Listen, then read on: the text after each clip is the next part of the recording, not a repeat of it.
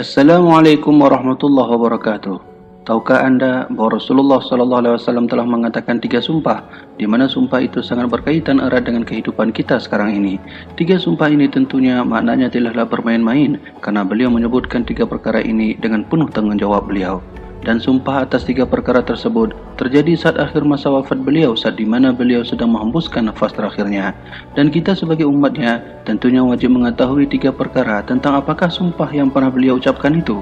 Apa sajakah sumpah yang dikatakan oleh Rasulullah SAW tersebut? Simak penjelasannya.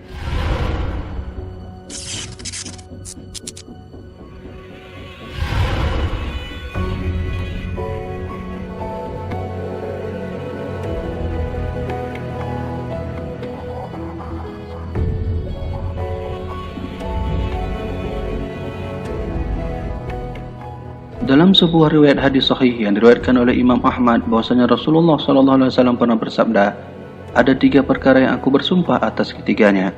Yang pertama, tidak berkurangnya harta karena sedekah, maka bersedekahlah.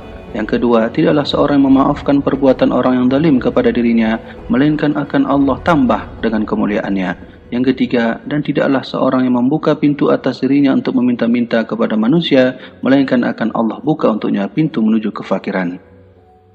Pertama, harta tidak berkurang karena sedekah.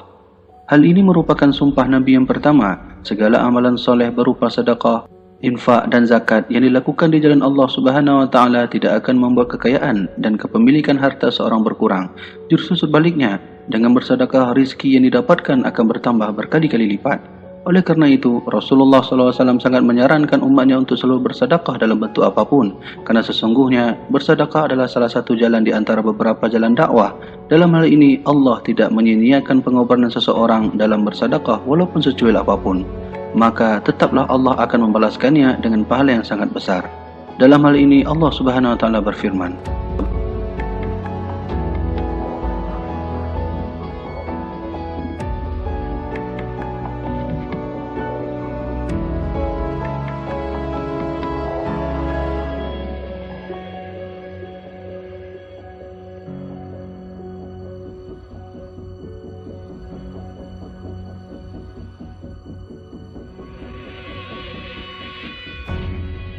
kedua, orang yang bersabar di atas penganiayaan diberikan kemuliaan oleh Allah Subhanahu wa taala.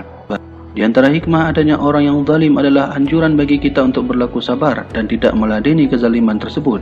Sumpah Rasulullah SAW yang kedua ini secara tidak langsung akan menjadi penawar bagi orang yang teraniaya. Bukan hanya sekedar penawar, namun kemuliaan tinggi di sisi Allah lah yang ditawarkannya. Maka percayalah bahwa Allah Subhanahu wa taala tidak akan memandang remeh orang-orang bersabar dari penganiayaan terhadap dirinya, melainkan ganjaran besar yang menanti, dan Allah Subhanahu wa taala akan membalas kemuliaan ini bagi orang-orang yang mau bersabar terhadap aniaya-aniaya yang didatangkan pada dirinya. Ketiga, meminta-minta merupakan pintu kefakiran.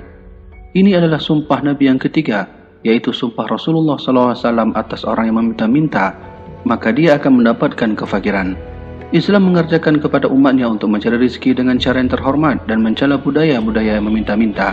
Oleh sebab itu, Islam memandang mulia orang-orang yang berusaha mencari rezeki secara halal, dan sebaliknya, dia mendapatkan harta hasil usaha mengemis bukanlah suatu yang patut untuk dibanggakan. Bahkan Rasulullah sendiri pernah menyebutkan bahwa seorang pemuda yang datang menjumpai Rasulullah SAW untuk meminta balas kasihan berupa uang. Namun saat itu Rasulullah menyuruh pemuda itu untuk membawa tambang lalu pergi mencari dan mengumpulkan kayu bakar. Lantas dibawa ke pasar dan dijual. Kemudian uangnya digunakan untuk mencukupi keperluan diri. Maka hal itu lebih baik daripada orang yang minta-minta yang terkadang diberi dan terkadang lagi ditolak. Kisah ini sangatlah masyhur bahwa sesungguhnya Rasulullah berpesan kepada kita bahwa kita tidak boleh meminta-minta atas apa yang kita pinta. Oleh karena itu, kita dianjurkan oleh Rasulullah untuk berusaha, berikhtiar dan mendapatkan rezeki yang halal.